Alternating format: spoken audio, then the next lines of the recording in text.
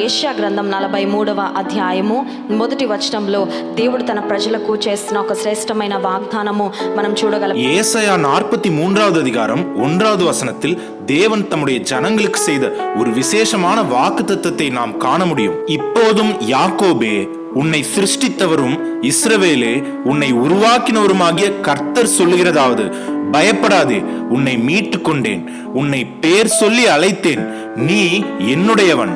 ஆங்கில வேதாகமத்தில் you are மைன் என்று எழுதப்பட்டிருக்கிறது. நீ என்னுடைய மகன், நீ என்னுடைய மகள். మనం ఎవరి గురించైనా పొజెసివ్ అయిపోతాం కదండి. అది తెలుగులో ఏమంటారో నాకు తెలీదు. భర్త అంటే భార్యకు ఒక పొజెసివ్నెస్, నా భర్త.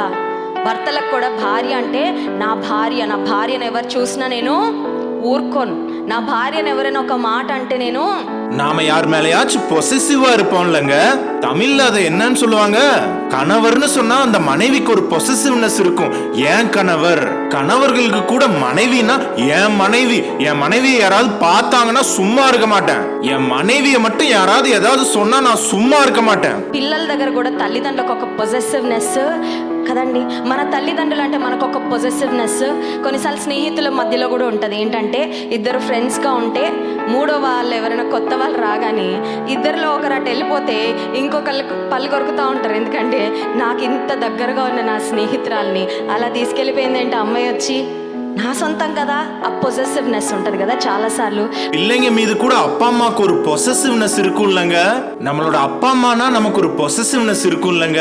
சில நேரம் ரெண்டு நண்பர்களுக்குள்ள கூட பொசசிவ்னஸ் இருக்கும். எப்படின்னா, ரெண்டு பேர் ஃப்ரெண்ட்ஸா இருக்காங்கன்னா மூணாவதா யாராவது புது ஆள் உள்ள நுழைஞ்சாங்கன்னா இவங்க ரெண்டு பேத்துல யாராவது ஒருத்தங்க அந்த மூணாவது நபரோட போயிட்டா இன்னொருத்தங்க பல்ல கடிச்சுக்கிட்டே இருப்பாங்க. ஏன்னா எனக்கு இவ்வளோ க்ளோஸா இருக்கிற என்னோட ஃப்ரெண்ட இவ்வளோ ஈஸியா கூட்டிட்டு போயிட்டாங்களே அப்படின்னு ஒரு கோவம் இருக்கும் அவங்களுக்குள்ள. அது ஏன் ஃப்ரெண்ட் இல்லையா அப்படின்னு அந்த பொசசிவ்னஸ் இருக்கும். பல முறை நம்ம பார்த்திருப்போம் இந்த மாதிரி. దేవుడు God is possessive about his children. இப்பொழுது தேவன் தம்முடைய பிள்ளைகளை குறித்து அவர் பொசசிவா இருக்காரு. దేవుడు తన ప్రజలను గురించి అంటున్నాడు, నువ్వు నా సొత్తు. ఒకసారి స్తోత్రం చెప్దామండి. హల్లెలూయా. தேவன் தம்முடைய பிள்ளைகளை குறித்து சொல்லுகிறார், நீ என்னுடைய சொத்து. ஒரு முறை ஸ்தோத்திரம் சொல்லுவோமா? ஹல்லேலூயா. నువ్వు ఎవరికి ఏమి అవ్వవని బాధపడుతున్నావా? ఎవరు నిన్ను ఓన్ చేసుకోవడం లేదని బాధపడుతున్నావా? వీళ్ళు నా వాళ్ళండి అని ఎవరు నిన్ను గురించి చెప్పుకోలేని స్థితిలో అంత నిరాదరణకరంగా నీ బ్రతుకుందని బాధపడుతున్నావా? ఎవరు చెప్పుకున్నా చెప్పుకోకపోయినా, ఎవరు నిన్ను తమ సొంతం అనుకున్నా అనుకోకపోయినా దేవుడు అంటున్నాడు, నీవు నా సొత్తు. ఒకసారి స్తోత్రం చెప్దాం. హల్లెలూయా. உங்களை யாருமே கண்டுக்க மாட்டாங்கன்னு கவலைப்படுறீங்களா? இவங்க என்னுடையவங்க அப்படின்னு சொல்றதுக்கு யாருமே இல்லாம உங்க வாழ்க்கையில நீங்க கவலைப்படுறீங்களா? யார் சொன்னாலும் சொல்லாட்டியும், யார் உங்களை சொந்தம்னு ஏத்துக்கிட்டாலும் ஏத்துக்காட்டியும் ஆண்டவர் சொல்றாரு, நீ என்னுடைய சொத்து. ஒரு முறை ஸ்தோத்திரம் சொல்லுவோம். ஹல்லேலூயா. దేవుడు అంటున్నారు, నా పేరు పెట్టబడిన నా జనులు.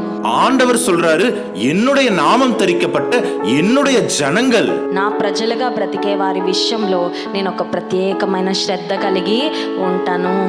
என்னுடைய ஜனங்களாய் வாழ்கிறவர்களை குறித்து நான் ஒரு விசேஷமான நோக்கத்தை கொண்டிருக்கிறேன். దేవునికి ఒక ప్రత్యేకమైన శ్రద్ధ ఉంటదండి. ఆయన బిడ్డల విషయంలో ఖచ్చితంగా ఒక ప్రత్యేకమైన కృప, ఒక ప్రత్యేకమైన దీవెన, ఒక ప్రత్యేకమైన నడిపింపు.